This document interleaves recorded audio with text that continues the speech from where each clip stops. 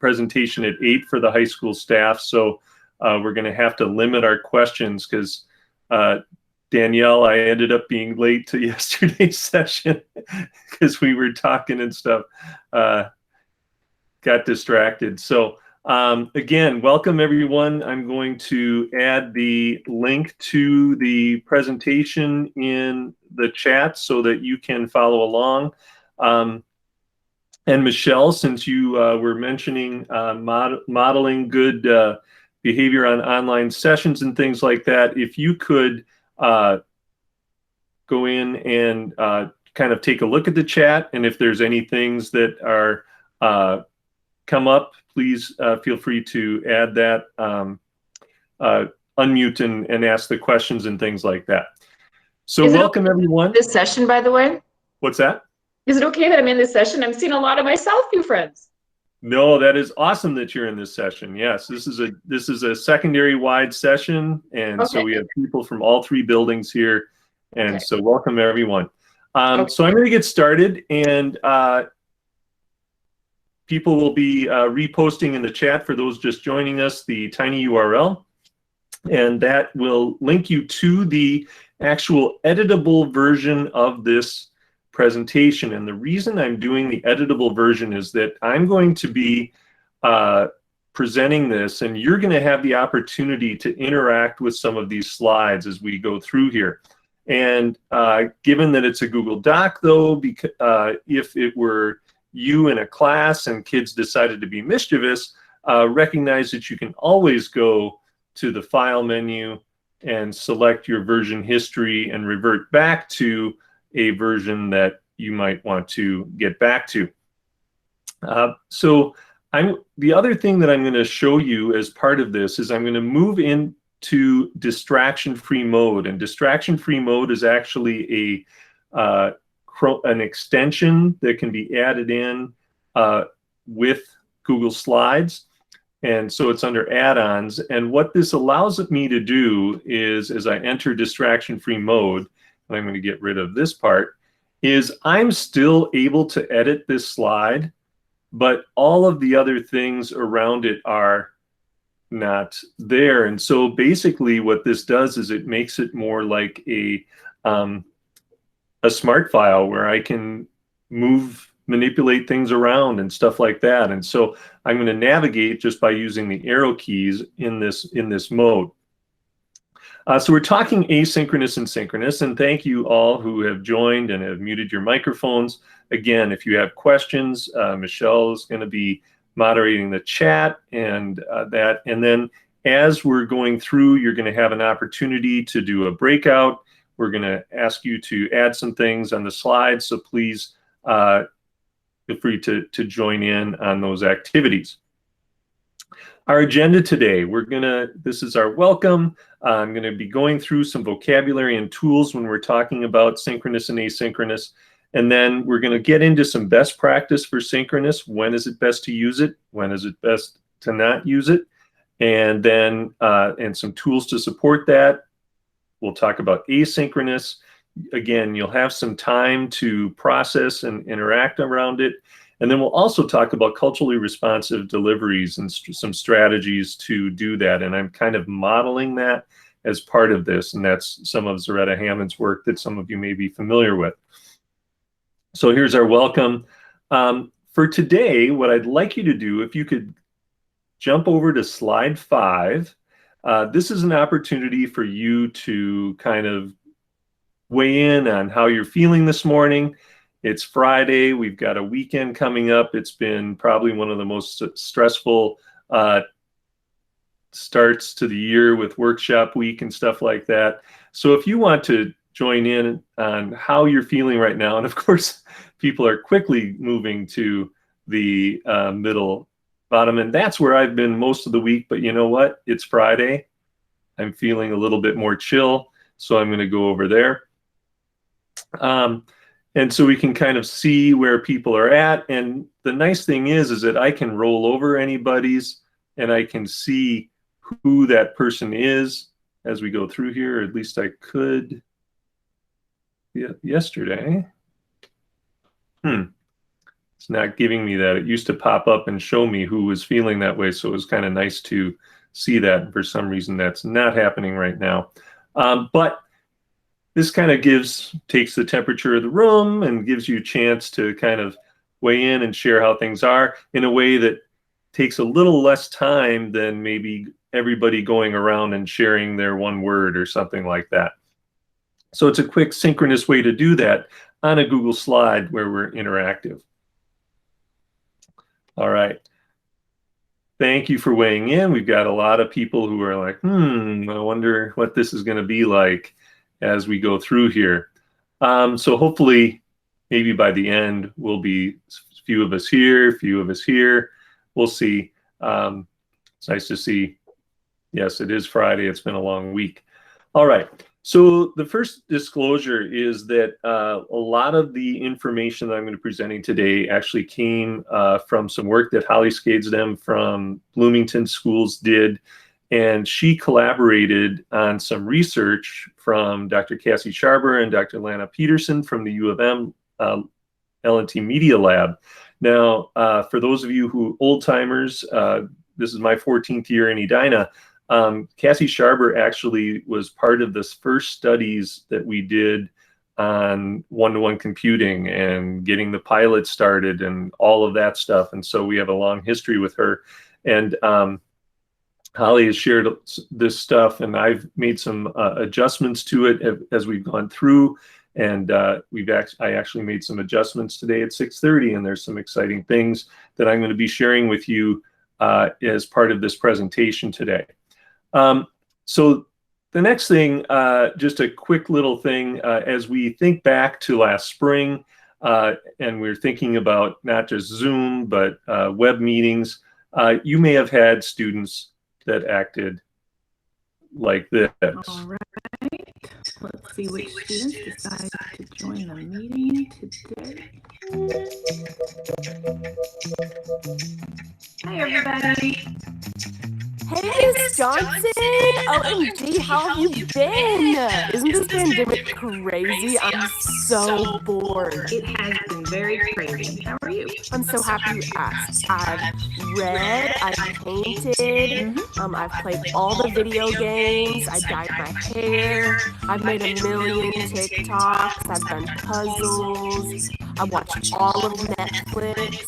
Wow, that is a lot. How's the classwork coming? I see you haven't turned in any of your assignments.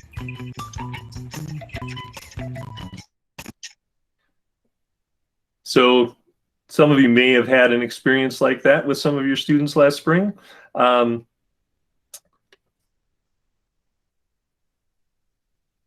Oops, sorry. So now we're going to roll into some vocabulary and tools. And by the way, in that video, there's some other examples of students that you may have seen as well as we go through this. So here's the key main examples for today. That synchronous is live online learning. It's happening in real time. Doesn't have to be whole class learning like what I'm demonstrating right now. In fact, it probably shouldn't necessarily always be that, and we'll talk about that. Asynchronous is that independent on-demand learning occurring through different channels. Now, when we're talking about synchronous learning, we're using Google Meet, and we also have the big blue button, Schoology conferences. Some of you may have heard Schoology conferences. There's been some issues with that. It's still part of Schoology, and it's still something that you may want to try, especially early on with some of the breakouts, but just know, and we'll talk about how Google Meet will be having lots of features coming up, as I said, in October. And we've already started to see some of our friends see some of that stuff showing up in their systems, and I'm hoping that it'll be sooner than that. For asynchronous, obviously Google Docs work great for that. Flipgrid is a great way to do some interactive things that are more asynchronous, but can have as rich an idea. So instead of you asking a question in a synchronous session about a topic and having kids share something, kids can do it in Flipgrid asynchronously and still have a really rich conversation around that dialogue back and forth. And then, of course, Schoology, all the different tools that we have available in Schoology to support that. When we're talking about Google Meet and Schoology conferences, we're hosting real-time meetings, we're sharing video and other things like that. Here's some of the features that Google Meet are going to have moving forward. There's going to be hand raising. There's going to be an ability for you to quickly take attendance of who's in the room. Having breakout rooms is going to be huge. It already has Jamboard integration, which is kind of like a whiteboard. It can kind of serve like a Padlet. It has a lot of capabilities there. It'll have a Q&A feature, polling, and other moderator controls to give you a little bit more control about muting and presenting and who can join the meeting and stuff like that. And that will be coming soon. So we're excited about those features. When we're talking about our learning management systems, Seesaws are birth to grade 2, Schoology is grade 3 through adult learning. And it's really our online space. It's our extension of the classroom digitally. I'm going to pause for a moment and check to see if there are any questions in the chat. Queuing students to take one marble. That's a really good idea, Erica. If there's any questions that people have around any of the things that I've talked about, how did I do the marbles thing? So you have editing rights to that Google Doc right now. So I gave anyone with the link editing rights. I'm using the distraction-free mode in Google Slides, which allows me to view with just the space, kind of white space around it. And then you can copy and paste slides. You can do all kinds of stuff with that. You can actually, because you have access to this slide now, you could actually go to one of your slideshows and do an import slides from the file menu and just bring that right into your presentation, and you'd have a copy of it. Or you can even go up to the file menu, make a copy of this presentation, and then you would have that. Yes, so I changed the rights to anyone with the link can edit. And the other piece of that is recognize that if there's mischief on the slide, if somebody writes something, because it's Edina, I can set it up so it's only Edina. I can see who did it, one, if there's going to be consequences, and two, I can always revert back in the history to get back to a clean version of the slides. All right, so I'm going to continue on now, and we're going to start talking about synchronous type learning. One of the key things to understand, it should be active. So I did a little bit of activity with you. I'm going to be doing a little bit more momentarily, but synchronous time should be more active learning, not just you sitting there and getting the information.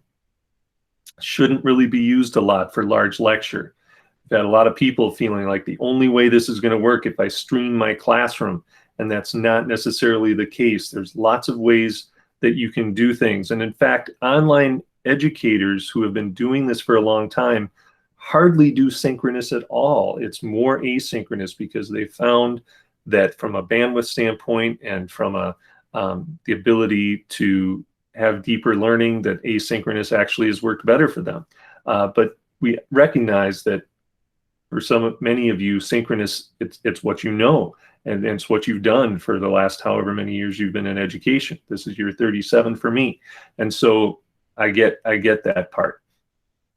Again, it's not meant for large lecturing whole group, and this is part of the research that Cassie Sharber and Lana Peterson did that supports this. Well, what can it be used for? If you're using Google Meet, great way to check in on a morning meeting for elementary, or maybe it's an advisory in middle school where you're going to check in, you're going to maybe take attendance at that time with your Google Meet. You fire it up. The people in room in front of you are there. The people on the Meet are there. You can quickly take attendance. You can check in and say, hey, have you taken a look at Schoology?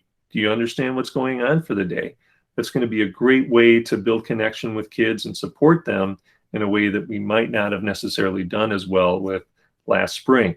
Obviously, community building, relationship building, and all these different ways that you can utilize a face-to-face session and synchronous session to support learning. Here's some different learning models.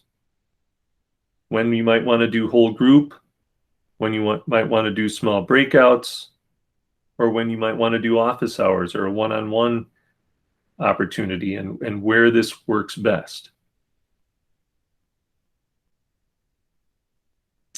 From the research, here's some kind of guidelines around the number of minutes. So if you're at the middle level, direct instruction, 12 to 15 minutes, and then stop and do something else. If we're talking about during practice for new schools, homework type stuff, 60 minutes. For 9 through 12, we're talking 12 to 15 minutes as well, and up to 60 minutes 3 to 5 times per week. Some other states have done studies. The Illinois State Board of Education is giving these guidelines for how much, minimum to maximum amount of sustained length, and then here for 9-12, about 20 to 40. The other thing that was really interesting, a couple weeks ago on Weekend Edition Saturday, Scott Simon talked with Saul Khan, and he was talking about how a 10 to 15 minute session with a smaller group of kids is going to have much greater impact than a 60-minute session with an entire group. And so breaking it up and maybe having those small group interactions as part of your synchronous is really a stronger way to go modeling wise. Here's West Virginia, has some of their guidelines that are pretty similar to Illinois, but they've also got those engagement timeline considerations in place. Now, as you look at these opportunities and challenges with Synchronous, and you see there's stars on the side, go through and read them, and then you have a chance right now to kind of drag to the ones that are resonating with you the most, whether it be an opportunity or a challenge. Go ahead and take one of those stars on slide 22, and you can drag it to the opportunity or challenge that resonates with you the most. And I'll give you about 30 seconds to go through and do that.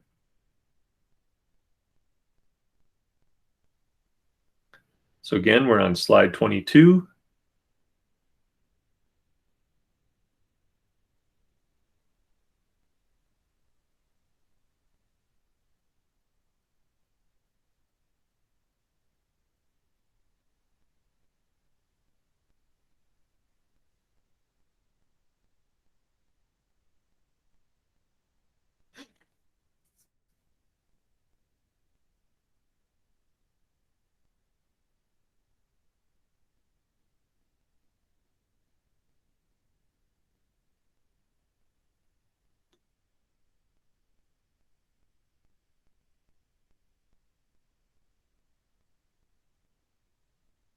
And a couple more seconds.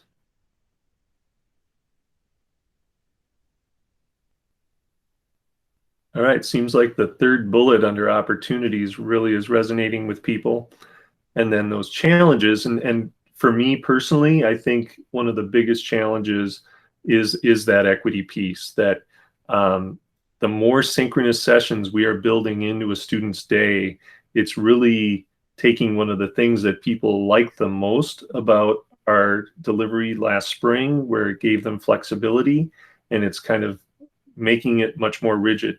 When you're thinking about kids who, we've got a lot of kids who probably have a gigabyte of internet access to their desktop, and we know that we have kids who are on a hotspot, maybe in not the best area for service on a Chromebook, and that's going to be a different experience for them in a synchronous environment. And we'll get to some of the things that are important to remember about that in a little bit.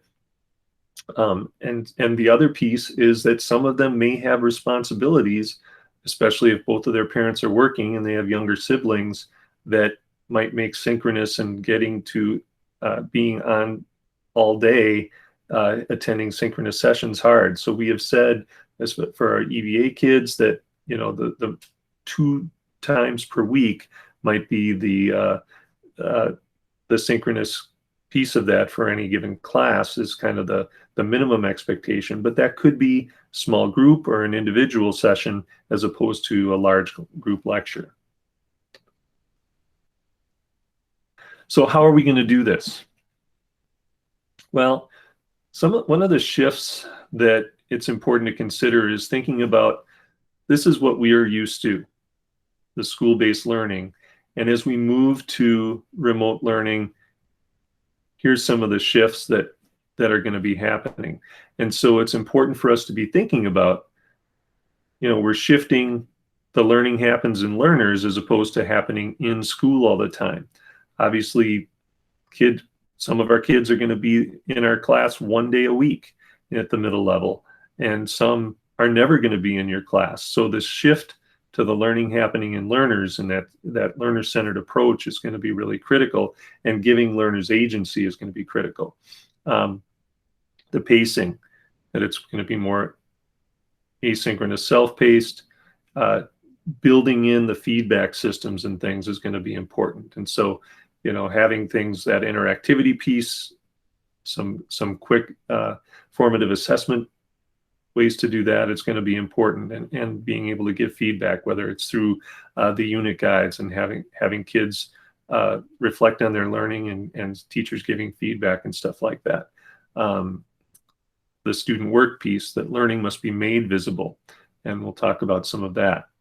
And then having those intentionally designed check-in systems. One of the things that I know some of my colleagues commented on is how they would, as they walked around the room and kids were working, there would be those quick feedback things that they'd be able to give to kids, and how that was so much different in the distance learning environment, and how to make that work was something that they struggled with.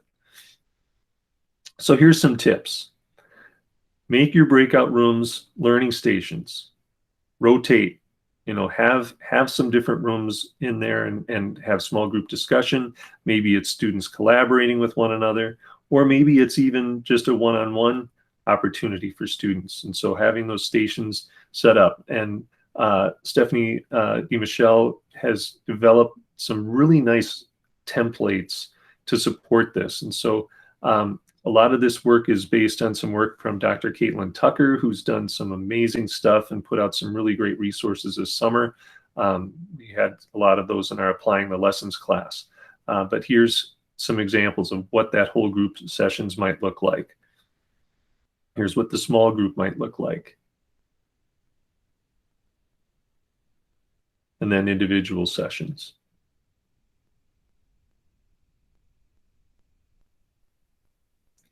And she's built this template, which you can take and edit. She's given rights for you to be able to make a copy of this for yourself. And here you can actually build out what your different stations might look like on a given day. Obviously replace her picture. You can have audio added to it. You can just go insert and add audio to your slide as a way to have a quick message on what they're going to do. And then they can choose which room they're going to pick based on what they'd like to do. So this is a nice resource to support this. Here's another template that came out just this past weekend where, and this is really similar to some of the stuff that we've talked about with our personalized learning, where we've got maybe a teacher seminar, we've got a collaborative space where we've got more open stuff, we've got a quiet space, and more individual work. So you can take this template and utilize this as well if you'd like. And then here's even another, and this one is really interesting because it doesn't even require that you be in a meet necessarily. You can say, here's the instructions. You're going to go to these Google Slides. I've split you up into groups, and each group is going to take one of the slides. They've been given their slide, and then you can actually take and go to the View menu in Google Slides and change it to this grid view, and you can sit and watch the kids working and adding information to their slides right in real time. And so this is a really slick way that you can do something synchronous, but it doesn't have to be a full-blown video conference. And so here's, that's a nice resource to support that type of a thing, and utilizing a tool that we have. Now, some additional tools to support all of this. I mentioned earlier that Jamboard, this whiteboard type tool, is going to be built into Google Meets starting in October and hopefully sooner. And that's going to be a nice way for some collaboration interaction as we go. And it gives me great pleasure. I'm really excited. We found out yesterday that some additional funds have been secured. And so we are going to be purchasing a district license for Pear Deck to support you guys this year.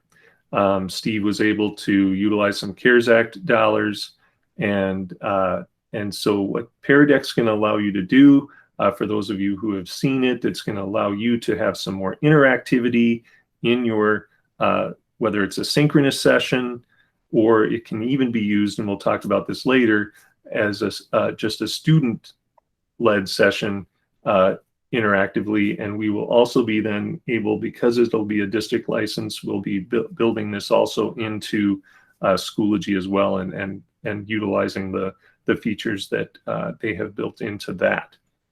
So we're really excited about that. It's something that we've been trying to work through all summer, and there was concern about the cost and some other things, but Steve was able to secure some funding, and so that's going to happen. And so we're pretty excited about that. And so that'll Hey, Mike, yes. does that mean it'll be effective when? We put in the purchase order yesterday. Okay. And so it'll be rolling out, and once it rolls out, we'll include time for training and other things like that to support it. So that will be that'll be coming out, and we'll give more information. I'm going to put out an announcement later today about it, and that, but was given permission to share that with you this morning. So you guys got up early. You got Very the nice. news first. Thank So, you. Yep. Another thing that you can do, I've built this little template, and I basically took a Google slide, changed the page setup to portrait, and built it out a little bit larger. And you can actually take and use like Post-it notes and build your own little Padlet. So I've got this template that you can take and utilize if you wanted to. If, for those of you who know Padlet, it's a way for kids to share ideas and things. You can have columns across the top that ask people to, or questions across the top, and people can share their thoughts and ideas with it. And so this, you could do this just like I've been doing with this slideshow. You could utilize this template and create something, an interactive lesson, and have the kids grab a Post-it and put that on the board as a way to kind of have that interactivity as well.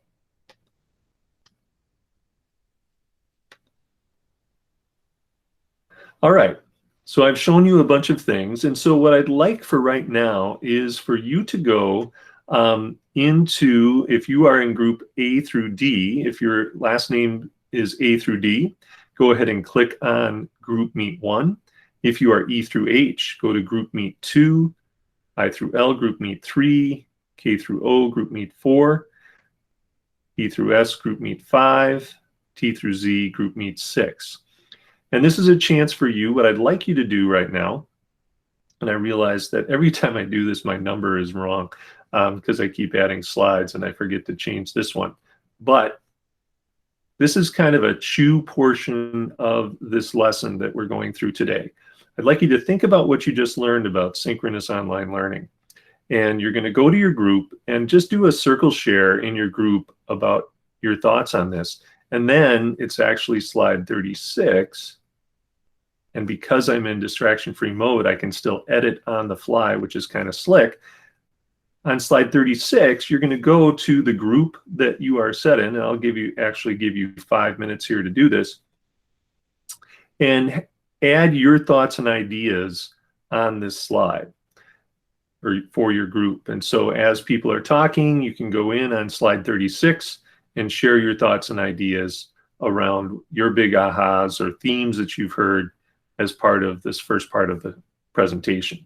So you can head to those. I'm going to mute this one so that you don't hear me talking, and I'll jump in for your stations. But Dan, to answer your question, this is an example of how we've created some multiple Google Meets and stations for people to go and have some collaboration going on. Now, if you are, because you are all teachers, you have the ability to go into those meets right away.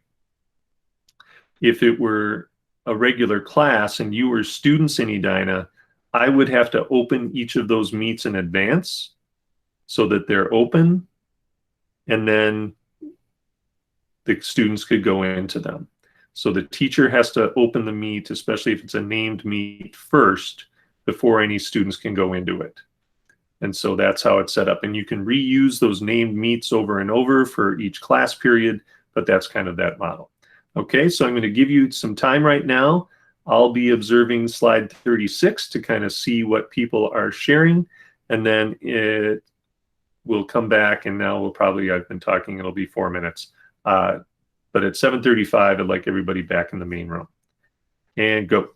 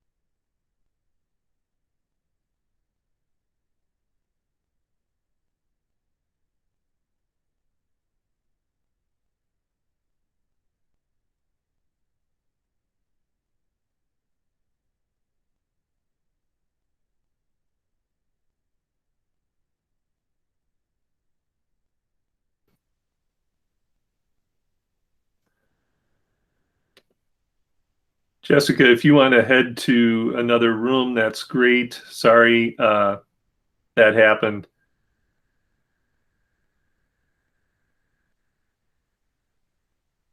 Amy, I've just posted the link to the slide presentation. Right now we're on slide 34, and we're all going to be coming back to the main room in just a second.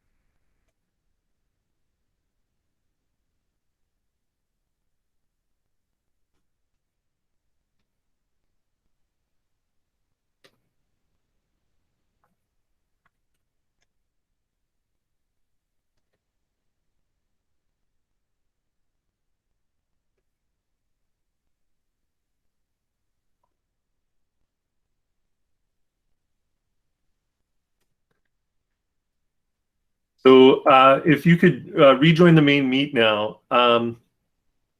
So in the links, those are all named meets. And so again, if you guys were students, you would not have been able to go into those links until I had opened them up. But because I had opened them up, because you're teachers, you have the rights to be able to go into a named meet. Even though I named it, you have the rights to be in there. So as we're going through. Again, for those that I'm going to post the link to the presentation in the chat for those that may have joined late. And we are now on slide 36, kind of reviewing what everyone posted in there, kind of take a look at the different groups and their thoughts around Synchronous, the big ahas that came out of that. And it looks like they're liking the interactivity with some of the stuff is good. Notice that as we were doing this, obviously when you're having a lot of people on a slide that has text, you know, our group 2 and let's face it, I have a hard time with my eyes now being able to see some font sizes, but keeping it small so that we don't push everybody off the board and stuff like that is helpful. That's great. If group 5 can return, Margaret, if you guys want to return back, that's great. The breakout rooms and things like that. And again, in October, Google Meet will have those breakout rooms built into the product. So you won't have to create all these extra meets and get into each one ahead of time. It'll just be part of the product. But if you want to try it in small ways with the Schoology conferences tool, you can do that right off the bat. It has those breakout room capabilities. All right, we are going to shift gears right now, and we've got about 20 minutes to go, and we're going to talk about one last thing with Synchronous, and that those rules about that we have set up for Synchronous sessions. We've posted these rules, and we will continue to post these on the district dashboard in regards to what the expectations are when people come into a meet. But that issue of whether to have cameras on or not is really one that I want you to recognize has some great inequities with it. Right now, when I looked at our meet, there's some of you that have your cameras on, and that's great. Some of you chose to keep your cameras off. Maybe you just got out of bed. Maybe you got your kids in the background. You don't want to show them. Well, the same is true for our students. So insisting on students having their camera on and having their eyes focused just on you really isn't an equitable situation. They may have a situation where it's bandwidth. I talked about that bandwidth issue early on. If they're on a hotspot and where they live isn't in a great area, or like me, I'm in a stucco house. If I had a hotspot, I would definitely have my camera off from a bandwidth standpoint. Maybe I've got siblings in the background who are running around and I don't want that to be a distraction. Or maybe I just am not comfortable being on camera for whatever reason. just like we're in that situation, let's respect our students as well. So please don't insist on having the camera on for your students. Okay. I'm going to quickly jump past the questions. We've been answering them in the chat, hopefully, and I'll try and have a little bit of time at the end. I'm going to switch over to asynchronous right now and talking about content delivery. It's that one-way communication. We can do feedback at any time, or maybe no feedback's needed, or maybe the feedback comes from a peer in a discussion group or something like that. Here's some great examples of how that could happen in Schoology, where you've got a discussion, you've got student products. So maybe in the discussion, they post their stuffs for other people to see and give feedback on, maybe as part of a peer review. It can be a great place for reflection on learning. That direct instruction, maybe you make a flip video and post it there. You've got your other assignments, you've got assessments and things that are built in for either formative or summative type stuff. All of these are great ways to use asynchronous learning. Here's some guidelines around the amount of time per day, again from Illinois in this case. If you're doing flip videos, try and keep them below 10 minutes, chunk it out, because more than that, it's not going to be as effective. Or maybe have them pause and reflect and do something within there if it's going to be longer, kind of like I've been doing here, where you've had opportunities for interaction and feedback as we've gone along. It's great for checking understanding and other things like that, but keep some of these things in mind in regards to your sessions like that. The next thing, there's some opportunities and challenges. It's convenient for students. It gives them great flexibility on when they're doing it. It gives them some autonomy on when they're getting the information. They have choice. You can say either read this article or watch this video, and kids can have choice in their modalities, which is great. It can be more flexible for families and caretakers because it doesn't have to be at a specific time during the day. And it really meets some of the things that people really liked about distance learning last spring. They really liked that flexibility and autonomy. Some of our kids thrived in it. But also we recognize that for some kids, they need to be focused, they need to be goal-oriented, have time management skills that obviously, especially thinking about sixth graders, may not necessarily be there quite yet. And so those are some things to think about with that. All right, the other component that, and this blog post we included in our Applying the Lessons course this summer, and it really resonated with a lot of people, thinking about bandwidth, thinking about how much immediacy is required for the given lesson. And notice here, when we're doing a video conference like this, you had to be here at a certain time. It had to happen in a certain way. Now, obviously, I'm recording this so people can watch it on demand later, but there's a little bit, there's high bandwidth and there's high immediacy with this. Group chats, where you're doing synchronous chatting or collaborating on documents, have some higher immediacy, but a little bit lower bandwidth. And then we've got pre-recorded videos, asynchronous discussions with video and that have some high bandwidth, but maybe because they're asynchronous, not as much immediacy. And then down here, some examples of really low bandwidth, low immediacy. And what's really interesting is that online teachers and educators say that these can be probably more effective than some of these types of things.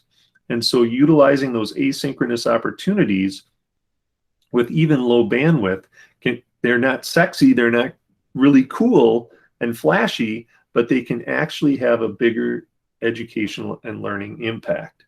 And so that's something that's kind of important to keep in mind. Here's some ways to create some powerful asynchronous tasks. This comes from Eric Scheninger, who's a former educator and principal and has developed kind of some things to kind of be thinking about as you're building out these asynchronous tasks. And this links to that post that has some more details that are a part of that.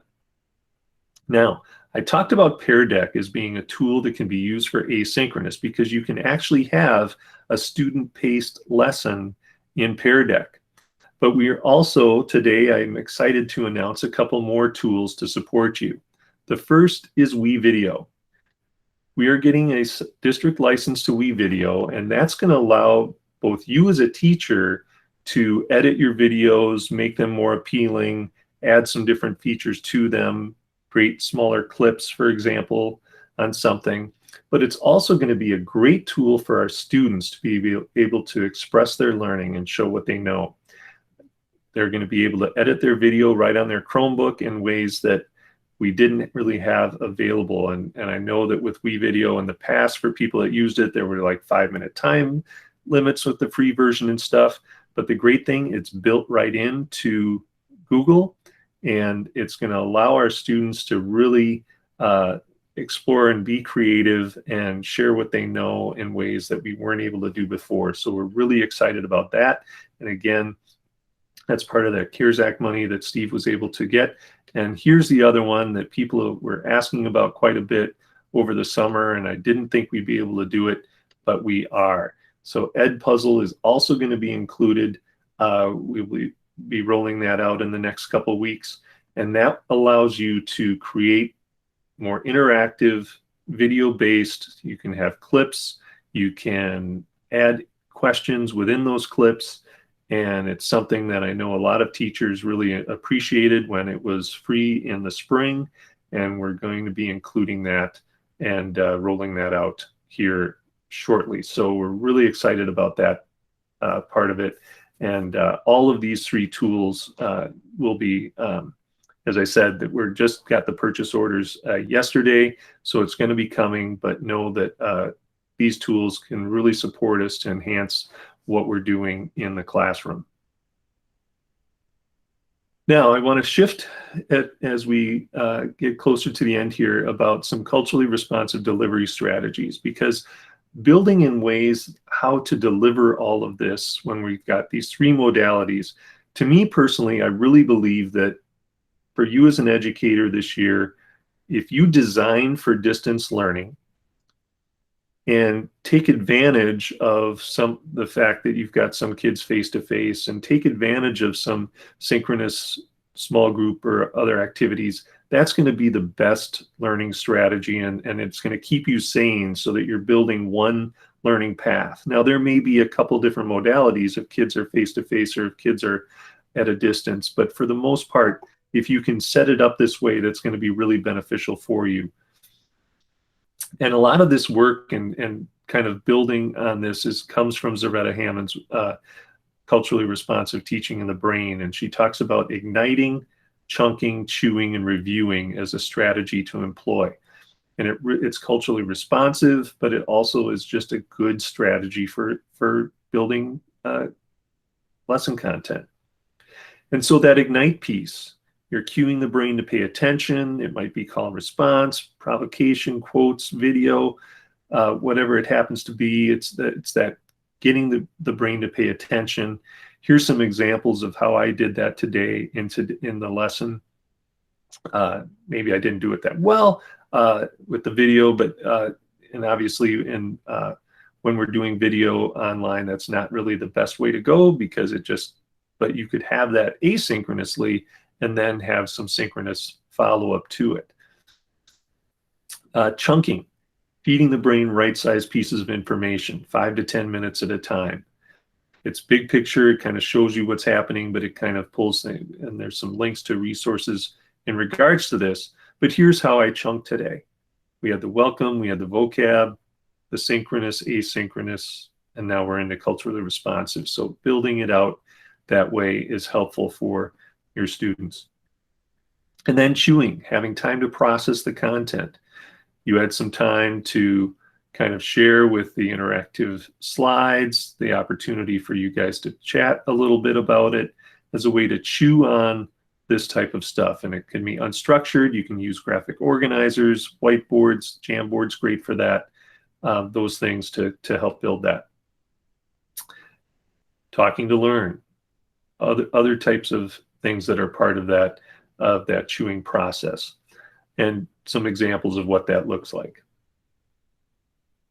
And then finally, the reviewing, applying that new learning within 24 hours through some authentic practice. Now, that's the part that I'm not going to be able to do quite as much today, but it's something that is an important component of this. And you have access to this slide deck now to kind of review and take a look at some of the resources, some of the templates that I shared as a way to do that and kind of help support you as you go. Speaking of templates, at Southview, Kayla and Tricia have developed that unit guide template as a way to support this, and they have included Hammond's ideas about igniting. How are you going to do igniting? How are you going to chunk and chew and review? And having that space in the unit guide for student reflection and for feedback.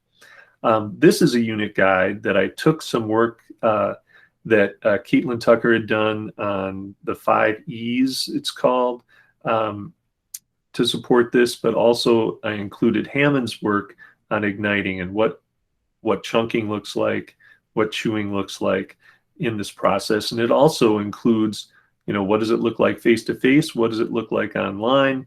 And again, a space for student reflection. And you could grab these templates and use them like a Schoology Google Drive assignment, and kids can kind of be going through the unit and interacting with that document to kind of support their learning as they go. So what now? As we close today, as you kind of think about how you might want to use Synchronous, I've built this slide here. This is slide 60, I guess we're on now. And this is a way for you to kind of go in and add some responses and thoughts to how you might use Synchronous. And there's another slide after that where if you want to add, if you need to jump on that slide, but also then ways that you can use Asynchronous. So as you reflect on the things that you've seen today during this presentation, I'd like you to take a moment right now, here's our review part, to go on, pick a Post-it, and add your thoughts about how you think you might use Synchronous and how you might use Asynchronous this coming year. And so I'll give you a couple of minutes to do that, and then we'll wrap up.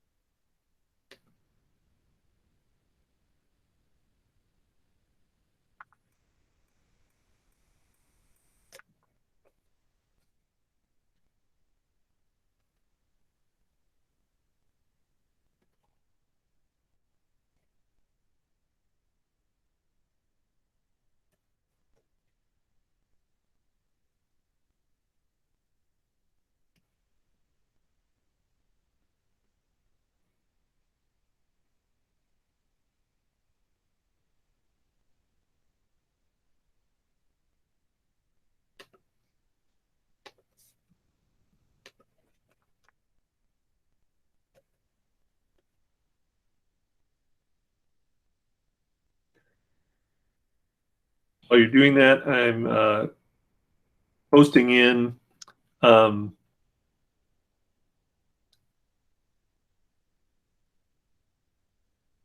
Ellen, I'm not going to, I have to present to the high school the same thing at 8 a.m. So I'm not going to be able to meet with you after class, but I'll try and follow up later today.